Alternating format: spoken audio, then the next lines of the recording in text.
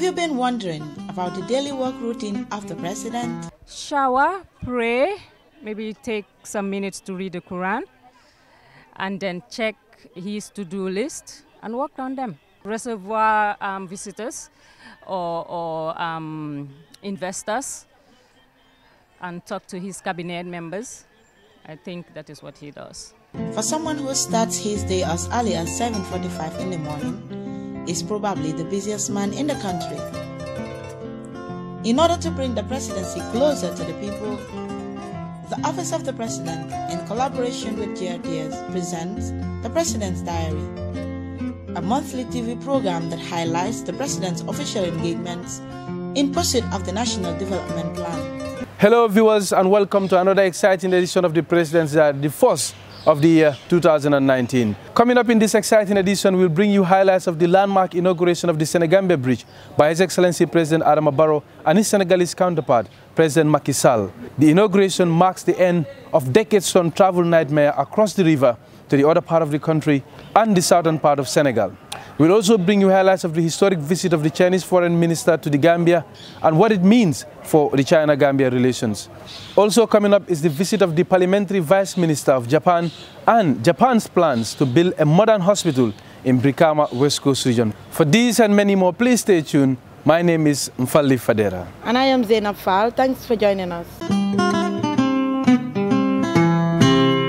January 21st has witnessed another groundbreaking moment for the presidency of Adama Barrow.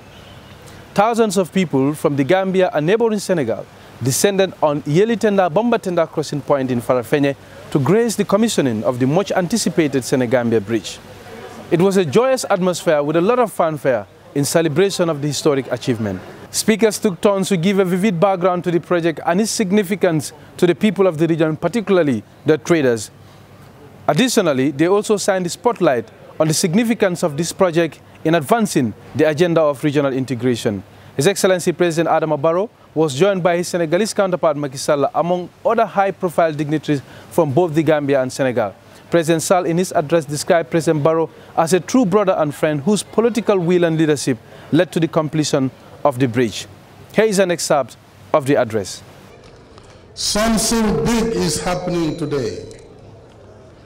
This January 21st, 2019 is a unique day in the history of our Senegambian family.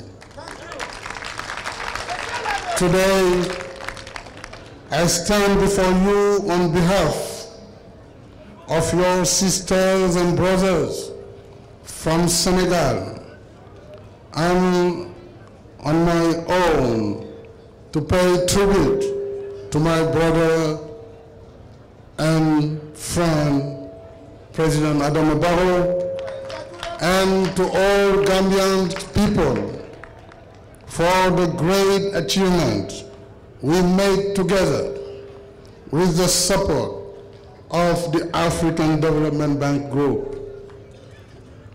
This bridge could not have been achieved without the political will and the leadership of the President Barrow. So, my dear brother, I extend to you and to the brotherly people of the Gambia my warmest congratulations for this outstanding achievement. Long live Senegal, long live Senegambia, GRTS. President Barrow in his address spoke passionately about the inauguration, describing it as one of the happiest moments of his presidency, reiterating that the bridge will foster regional integration, promote trade, and enhance lives and livelihood. The inaugural ceremony of this bridge marks one of the happiest moments in my presidency, and a historic day in the Gambia and the sub-region. As a result, it is a unique privilege and honor for me to perform the noble task of the official opening. Before proceeding, however, it It is with profound joy and warmth I welcome my brother and friend, His Excellency President Macky Sall, and his delegation to this delightful occasion. President Sall, welcome, President Sall. I thank you for gracing the occasion by your presence. He hailed the massive collaboration from his Senegalese counterpart, President Macky Sall, calling the inauguration a Senegambian achievement. The Trans-Gambia Corridor project is expected to facilitate overland traffic flow between the northern and southern parts of both the Gambia and Senegal, including the West African sub-region as a whole. It is a 243-kilometer stretch from Kaolack across the Gambia all the way to Ziguinchor in Casamance. President Barrow's government, upon coming into office, took up the completion of the project as a key priority, with funding from the Africa Development Bank. Our wish is that the bridge stands from now on as a symbol of Senegambian unity, friendship and love. In this context, I am pleased to disclose that the bridge is hereby named the Senegambia Bridge.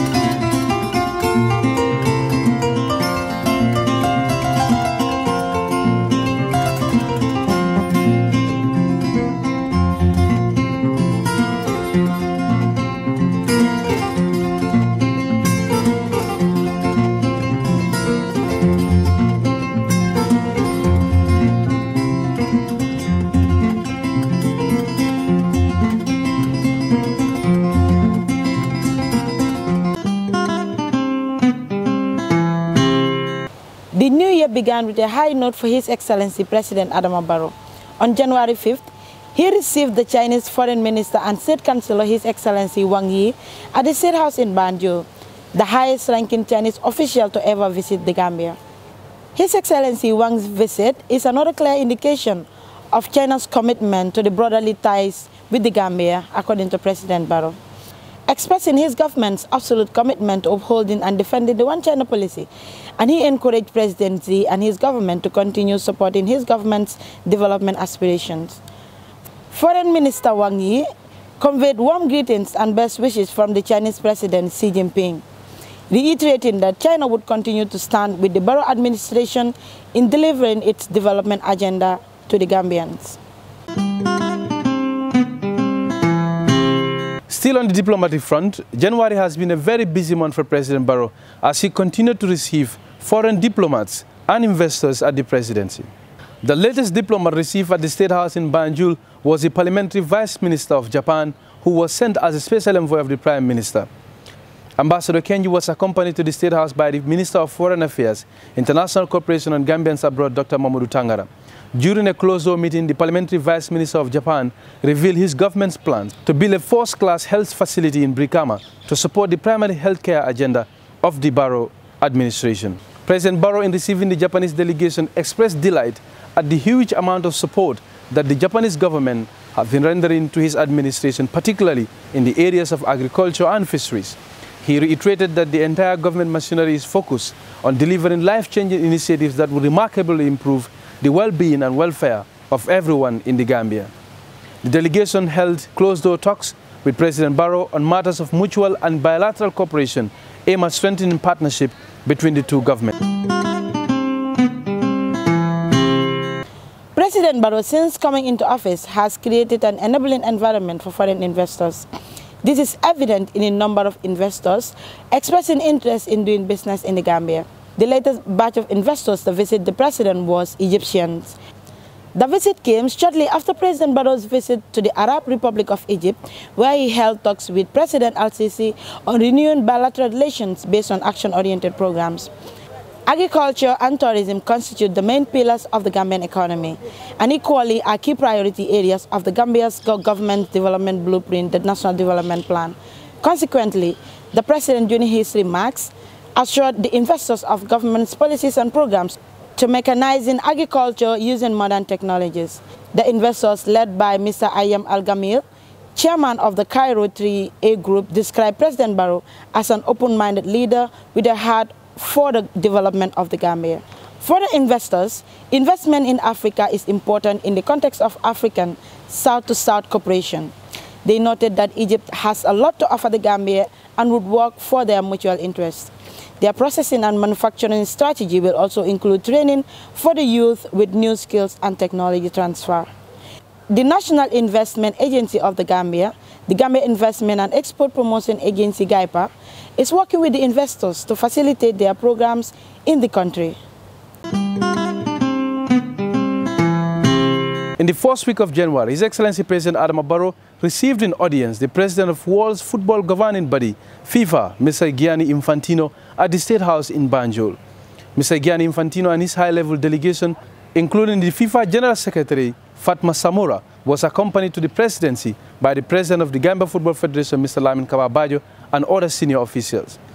In his welcoming remarks, President Adama Barrow, being an ardent football fan, he called for a stronger partnership between FIFA and the Gambia Football Federation, while assuring of his government's contribution to the development of the game in the Gambia. Mr. Gianni Infantino expressed delight at meeting the President, revealing that he is impressed with the developments taking place in football in the Gambia. Here we are here to bring good news, to speak about good things. This is the magic of football. This is nothing to do with us. It's the magic of football. And we can start seeing the results already now with the development, with the players. More needs to be done. Of course, more needs to be done. And we are here for that. We are here to cooperate. FIFA is increasing the funds available for the development programs as of this year by another 20%. This means, compared to the past, we multiply them by 5, concretely 6 million over a 4-year period, US dollars. for investment in football development in Gambia. The FIFA president assured of the global football body's continued support to the Gambia while appealing to the president to continue supporting football development in the country. Timely health delivery has always been a priority for President Barrow's government. In less than 2 years, the Gambia government, in partnership with Riders for Health, provided 20 ambulances and 14 service vehicles for the Gambia. The latest batch of ambulances were commissioned at the State House in Banjul by President Barrow on the 18th January. In his address, President Barrow described the occasion as a pleasant coincidence with the 30th anniversary of the Riders for Health and his swearing in as President of the Gambia 2 years ago. It is a pleasure. It is a pleasant coincidence that today marks the 30th anniversary of Riders for Health International Day. Happily too, it coincides with the eve of the second anniversary of my fourth swearing in as President on the 19th of January 2019. Chairperson, I note with great appreciation that Riders for Health has always been very supportive to my government's development plan through the Ministry of Health. One of the priorities of this government is the improvement of the health sector. In light of this, today marks another important step in strengthening the partnership with Riders for Health as we witness the handing over of this fleet of ambulances and taking vehicles under the Transport Asset Agreement. In the past 2 years, Riders for Health provided 20 ambulances and 14 service vehicles for healthcare and provision services. The 10 ambulances presented today will without doubt further help to facilitate services to save lives, especially of mothers and babies in emergency cases. It is in this light that the drivers assigned to these vehicles have an important role to ensure proper handling. I think that is very, very important. Proper handling and maintenance. I think the drivers are here. That is an advice to the drivers. Chairperson, let me state that my government recognizes and values the roles of Riders for Health in the health sector and the overall development of our country. They are a true partner in development, enhancing the accessibility to health services, especially by women and children. It's a fundamental obligation. For this reason, government will continue to ensure regular payments for the services of Riders for Health. The delegation was led to the presidency by Director of Riders for Health, accompanied by the founder, co-founder and Deputy Health Minister of the Kingdom of Lesotho, among other senior officials. The vehicles came through a long-term partnership between the Ministry of Health and Social Welfare and Riders for Health. Modulamin Jt, representative of the Health Minister, has this to say. Minister of Health, I feel greatly honored and delighted to welcome you all to this auspicious gathering to witness the handing over of yet another important set of transports. I wish to recall that in mid-September last year, Riders for Health handed over 14 ambulances through Your Excellency to the Ministry of Health.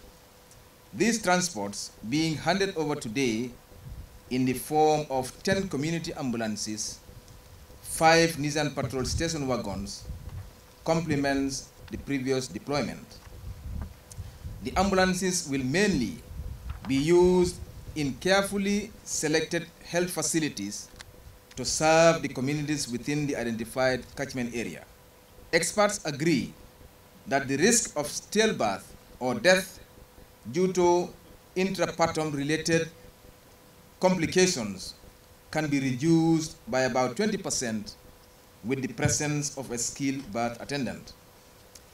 The community ambulance initiative, therefore, is expected to make significant positive impacts on the SDG indicators 3.1.2 by contributing to the reduction in maternal and neonatal mortality. Your Excellency, distinguished ladies and gentlemen, in operationalizing making the community ambulance intervention effective, Riders for Health will be providing all community birth attendants, CBCs, who are formerly known as the traditional birth attendants, with mobile phones within the concerned catchment areas through closed user groups. The nurse midwife and the driver of the ambulance will also be provided with cell phones within the health facility CUG system.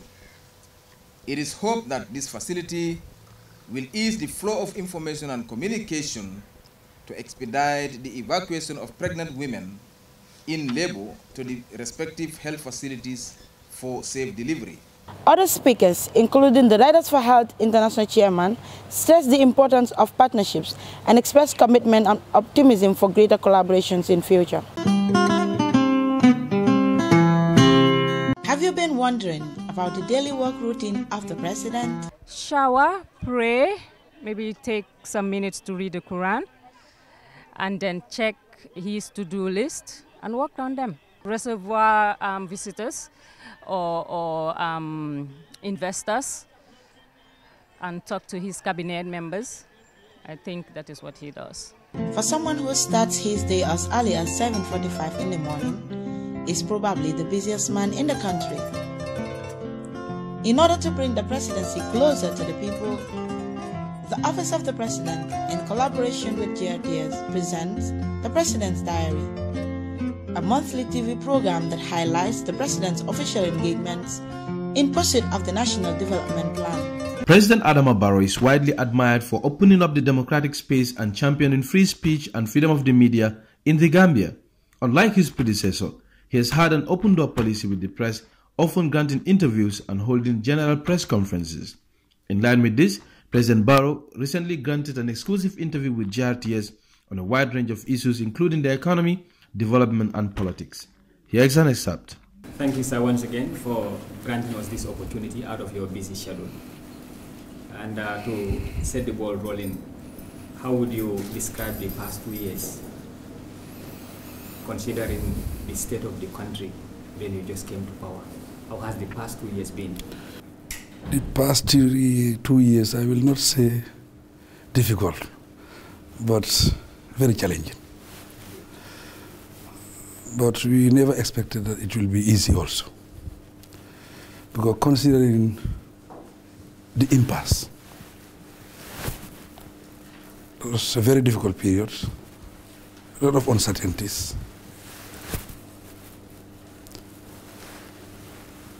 And the impasse took a long period, about 1 month. After the impasse, I was sweared in Dakar, come back to this country,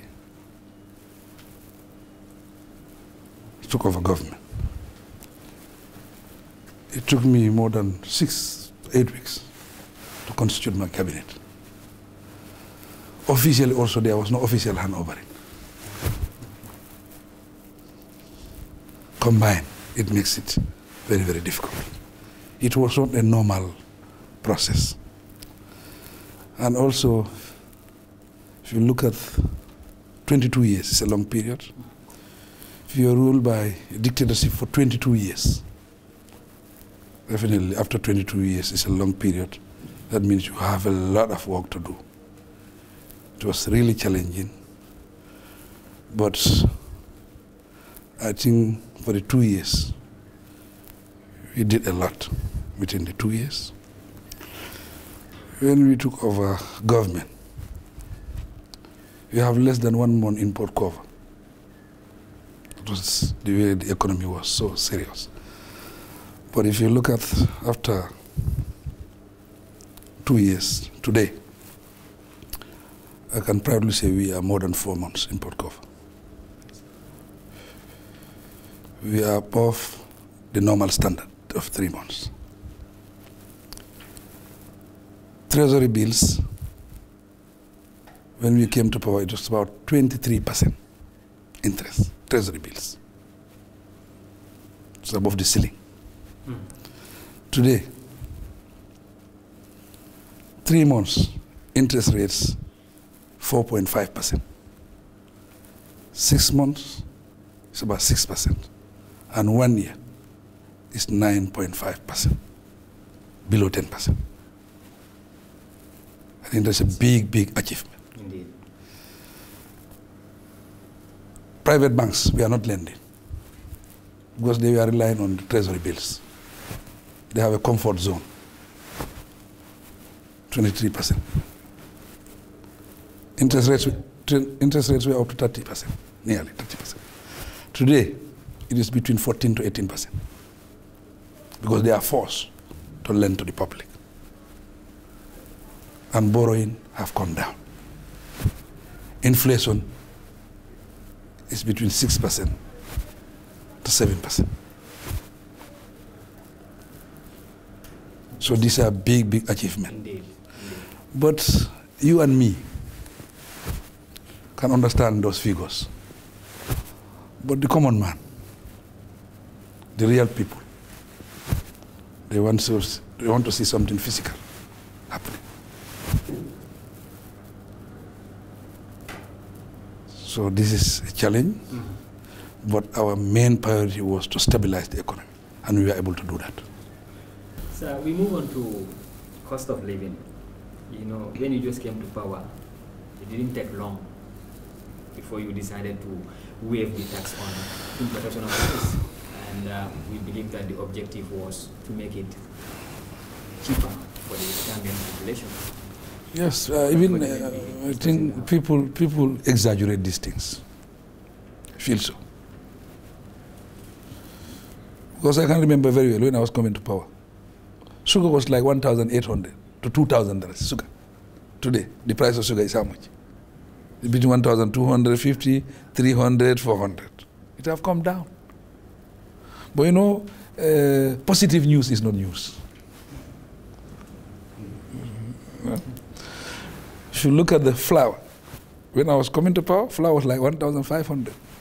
We brought it down up to 900. It's now between 1,000 and 1,100. But this is not news. It's not important. It's not news. I know. I believe. Even the rice. You can get rice now less than 1,000 rice in the market. 975. So it's going down. It's going down a little bit, but it is not news. But as I said, there are people who have their agenda. They'll always criticize.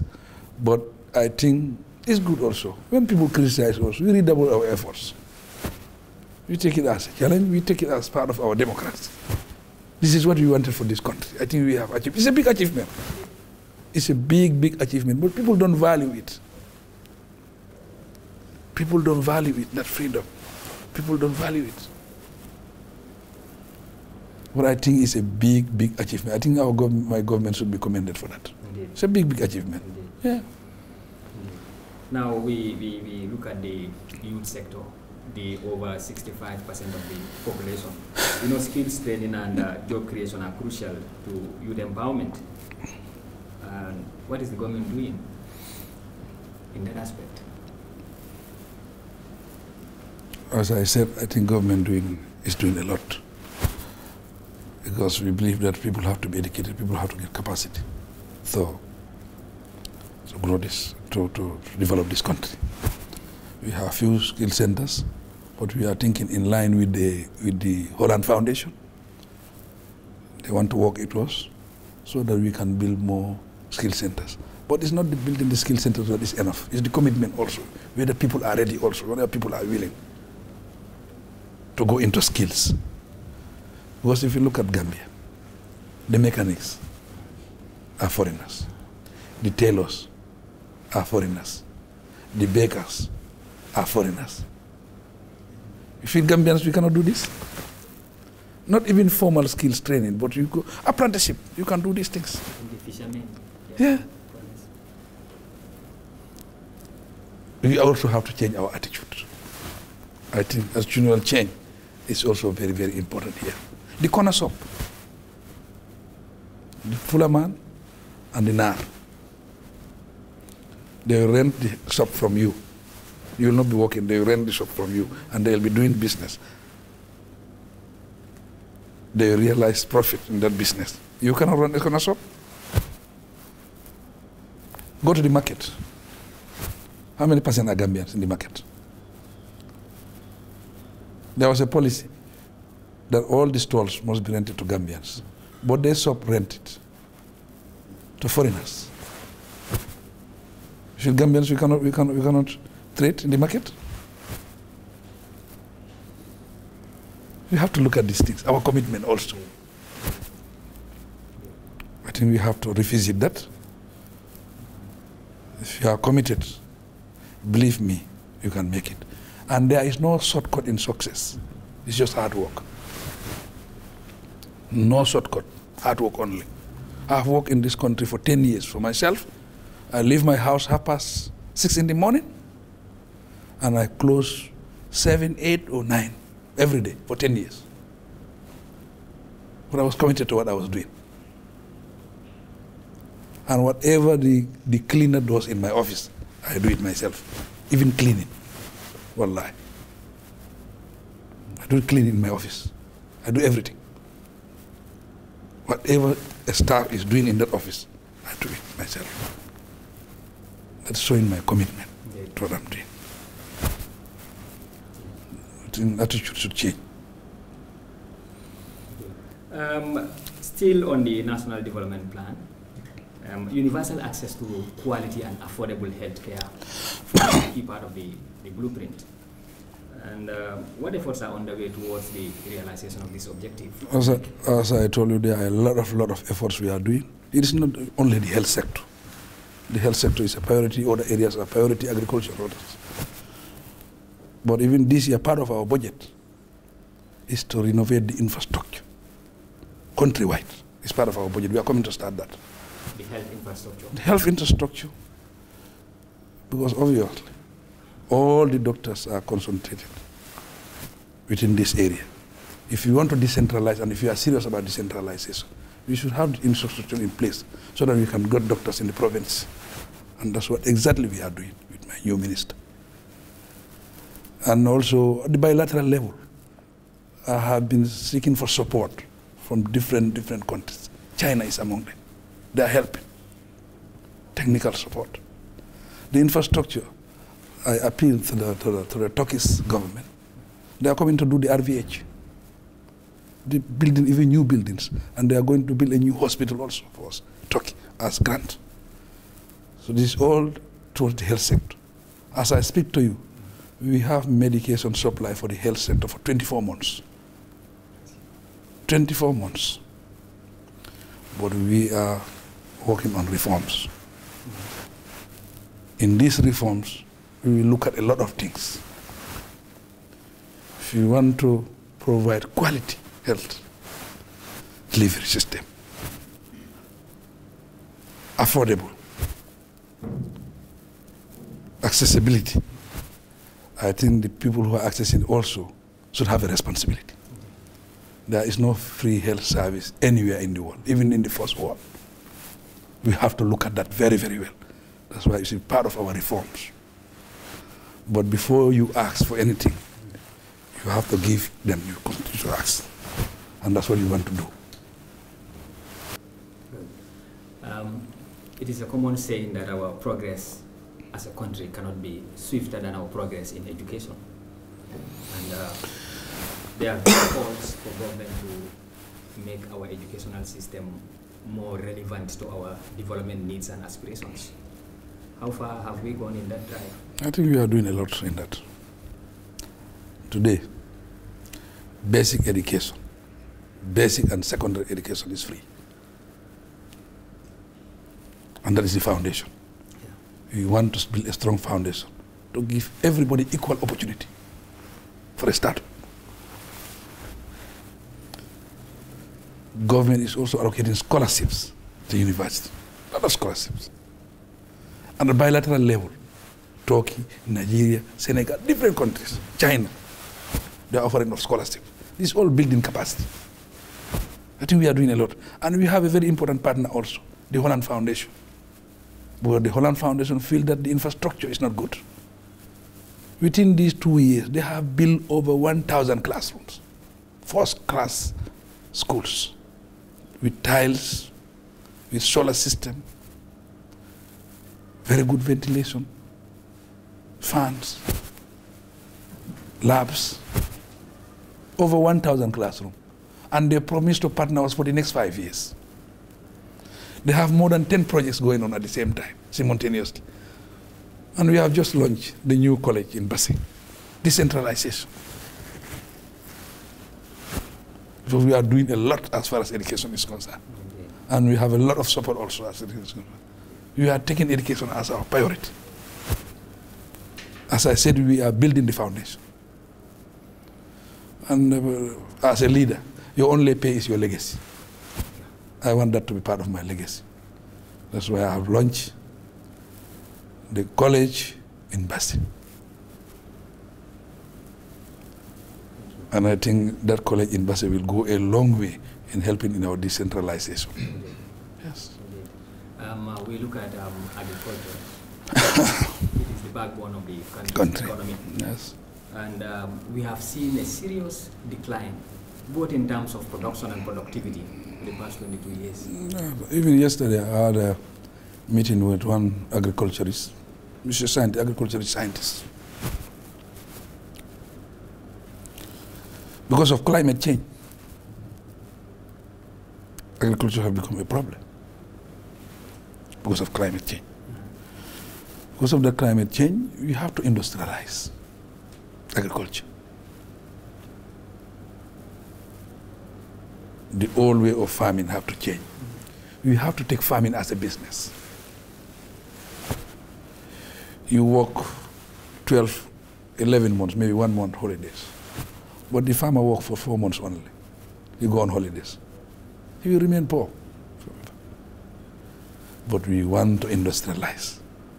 We want agriculture to be a business, whereby you work year round. And we add the value here. But we don't have the finances. We don't have the know-how. That's why we want to partner with people who have the know-how and finance. We have the water, we have the farm, we have the land, we have the manpower. The environment is there. That's what we need. That's where the innovation is coming now. We want to partner with others. And in partnering, we have been contacting a lot of countries at the bilateral level. We are also contacting investors. But this is also not possible if we don't have reliable energy and affordable. That's why now we are working very hard to make sure in those areas we have electricity, affordable and reliable, so that we can industrialize. Because we believe it can create jobs. It can reduce poverty. It can grow the economy. So there is a lot of benefits. But we are blessed that we have fresh water in this country. We can do it. No doubt about that. I'm very, very hopeful that we can do it. But it cannot happen overnight. It will take time. It's a process. We have been in independence 50-something years. If people think that it can happen in 2 years, Adama Barrow cannot use magic to do that in 2 years or 3 years. It's not possible. It's a process. I will always repeat it, but the political will is there. We are committed. And collectively, we are working together to make sure we solve this problem. We put in our heads together. I was even going to ask whether you have plans to come up with light agro industries, like factories that will be established to add value. So it's pleasing to note that they are in the pipeline. Yeah, we want to do those things, but the private sector have a very important role to play in this. But government role is also there. We have to create the environment. You understand? We have to make sure electricity is there. Is affordable and also is reliable. for people to industrialize. You cannot industrialize without energy. That's why on the 23rd, I'm going to launch the substations, Jara, Soma, and Brikama.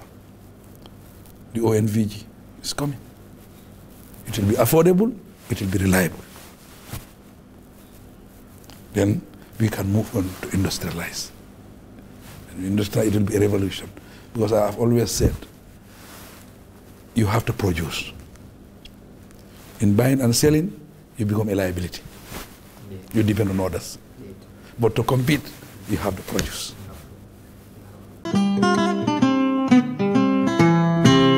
To conclude this episode of the President's Diary, let's now look at the recently held Youth Connect Summit, organized by the National Youth Council, where the President was invited and renewed his commitment to the welfare of the youth. He revealed that his government has already increased the budgetary allocation for the Ministry of Youth and Sports and its satellite agencies for better performance. Here's an excerpt of his speech. A key characteristic of the new Gambia has been that my government insists on the inclusion of youth in our development and reform processes.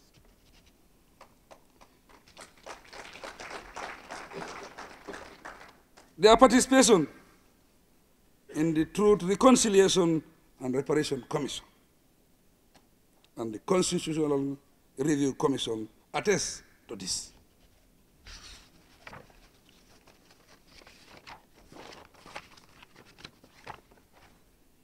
I am pleased to add that we have increased the budgetary allocation for the Ministry of Youth and Sports and its satellite agencies for better performance. Through the ministry and the National Youth Council, the new youth policy will be formulated soonest and aligned to the National Development Plan 2018-2021. Youth Connect Africa is a pan-African regional initiative, a high-impact solution to harnessing the demographic dividend in Africa. It was embraced for its innovative design and implementation strategies and noted for providing youth with much-needed skills, networks, and opportunities for them to scale up to their initiatives. The Gambia is the 7th country in Africa to launch the initiative since its inception in Kigali in 2017. It is designed to enable youth to acquire decent jobs to contribute to economic growth.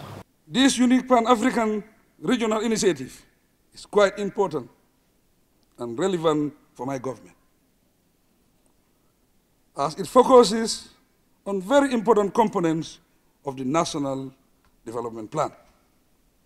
In fact, the goals and targets of the Youth Connect Africa initiative aim at addressing youth unemployment, skill gaps, youth leadership, and bridging the gender gaps in all sectors are matters that are dear to my heart. Well, viewers, we'll end this episode of the President's Diary with that powerful excerpt from the President. Please join us on our next episode. Until then, it's a bye from me. Okay, viewers, thank you for the pleasure of your company. Until we come your way again, it's a bye from us.